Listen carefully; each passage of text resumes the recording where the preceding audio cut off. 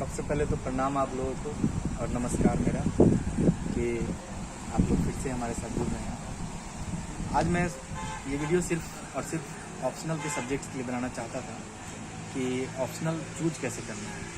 इसमें बहुत सारे लोगों को बहुत सारी प्रॉब्लम्स होती है कि चूज करने का क्या पैरामीटर होना चाहिए। उसके 2-4 पैरामीटर है जो मैं बताना चाहता हूँ, इसलिए ये वीडियो जो आज शॉर्ट होगा, ज़्यादा लंबा नहीं होगा। लेकिन ऑप्शनल को फिर पढ़ना कैसे है थोड़ा बहुत मैं ये क्लियर करता हूँ। तो चलिए मैं बताता हूँ कि देखिए ऑप्शनल को चूज करने के 3-4 जो पैरामीटर है उसको ध्यान रखना बहुत ज़रूरी है। सबसे पहले ये है कि आप ध्यान रखें कि आपका ग्रेजुएशन सब्जेक्ट क्या था। अगर ग्रेजुएशन आपका हिस्ट्री से है, मान लीजिए take it as an example कि ग्रेजुएशन आपका हिस्ट्री से है, तो आप कोशिश करें कि हिस्ट्री को लें। और हिस्ट्री को लेने का ये फ़ायदा होगा कि ग्रेजुएशन और हिस्ट्री अगर आपका मतलब दोनों सेम होगा, ऑप्शनल और हिस्ट्री, ये आपका ग्रेजुएशन, तो इसका ये फ़ायदा है फाइनली ओवरऑल कि आपके इंटरव्यू में उसका फ़ायदा होगा। इंटरव्यू में जब भी पूछे जाएंगे तो डेप्थ में क्वेश्चन होंगे और वो ग्रेजुएशन से भी पूछते हैं और साथ ही साथ ऑप्शनल से भी पूछते हैं, इसलिए उसका ये फ़ायदा दिखता है। लेकिन अगर आपका ग्रेजुएशन हिस्ट्री से है लेकिन ऑप्शनल अगर आप इकोनॉमिक्स लेते हैं तो आपको दोनों से क्वेश्चन पूछे जाएंगे और डेप्थ किसी में भी जाया जा सकता है, तो वहाँ पे थोड़ी प्रॉब्लम हो सकती है। लेकिन ठीक है, फिर भी आप ऑप्शनल चाहें तो रख सकते हैं वही जो आपका ग्रेजुएशन हो, या फिर आप कोई भी चूज कर सकते हैं, क्योंकि अगले जो पैरामीटर्स हैं उनको भी ध्यान रखना होगा। दूसरा पैरामीटर ये है कि वो सब्जेक्ट जो आप चूज कर रहे हैं उसका बाकी सब्जेक्ट में, बाकी जो पेपर होगा उसमें उसका कितना यूज़ है।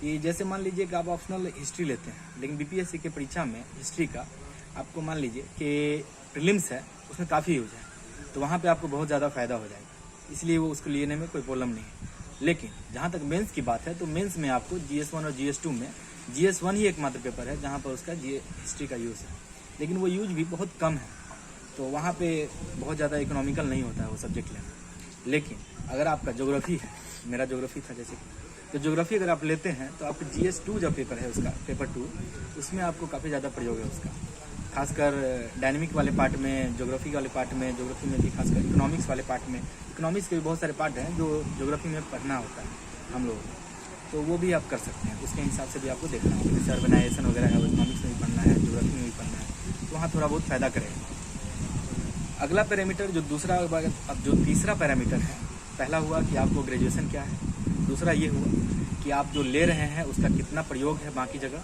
ये तीसरा पैरामीटर आप ये रख सकते हैं कि इंटरेस्ट आपका उस सब्जेक्ट में कितना है। जैसे कि मेरा ज्योग्राफी में काफ़ी इंटरेस्ट था, तो वैसा ही इंटरेस्ट आपको है या नहीं।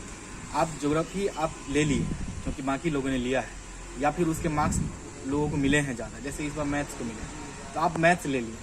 मतलब कि अगर आप सोच रहे हैं कि जल्दबाजी में मैथ्स ले लेते हैं, मैथ्स से मार्क्स बहुत मिलता है, लेकिन आपका इंटरेस्ट है ही नहीं उस सब्जेक्ट में, तो आपको लॉस हो जाएगा सर। तो वहाँ पर कोशिश कीजिए कि आप ऐसा ऑप्शनल लें जहाँ पे आपको लॉस ना हो, वो जैसे मतलब कि आपका इंटरेस्ट उसमें काफ़ी ज़्यादा, आप उस पर मेहनत कर सके, आप फ्री टाइम में भी उसको पढ़ सके, मतलब उसके लिए आपको है ना कभी सोचना ना पड़े, लगे नहीं कि पढ़ रहा हूँ, ऐसा हो, तो इंटरेस्ट वो होता है। दूसरा कि आपका सब्जेक्ट, जो आपका सब्जेक्ट है उसका आप में इंटरेस्ट है कि नहीं। मतलब ये हुआ कि आप जो पढ़ रहे हैं, जैसे कि आपको मैथ्स आपने लिया है एक मेडिकल सब्जेक्ट, जो छोटी छोटी चीज़ें हैं, जो शुरुआती जो मैथमेटिक्स थी, जो बेसिक मैथमेटिक्स, उसमें आप क्लैरिटी आपकी होनी चाहिए।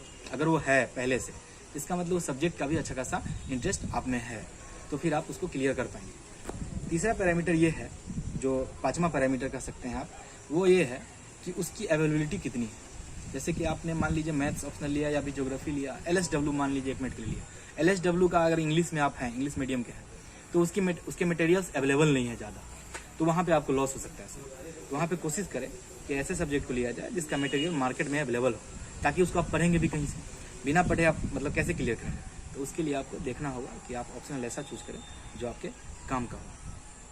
ये 4-5 पैरामीटर है, 5 पैरामीटर जो मैंने आपको बताया है। सबसे पहले तो ये है कि आप ध्यान रखें कि सबसे पहले कि ग्रेजुएशन क्या है आपका। दूसरा ये कि जो आप ग्रेजुएशन था उसके बाद दूसरा ये ऑप्शनल है, और ये ऑप्शन है कि आप क्या चूज़ कर सकते हैं। उसके लिए आप ये सोचें कि उसका मार्क्स कितना ज़्यादा अलॉट होता है कहीं और। जैसे कि आपने यूपीएससी के एग्जाम में ऐसा खासकर होता है कि आप पॉलिटी ले लिए, तो पॉलिटी का पेपर 2 ही होता है पूरा का पूरा, लगभग पूरा पेपर 2, तो उसमें आपको बहुत ज़्यादा फायदा हो जाएगा, तो वहाँ ये सोच सकते हैं। ये दूसरा हुआ। तीसरा है कि आपका इंटरेस्ट कितना है उसमें। चौथा है कि सब्जेक्ट का आप में कितना इंटरेस्ट है। और पाँचवा ये कि उसकी अवेलेबिलिटी कितनी है उसके मटेरियल्स।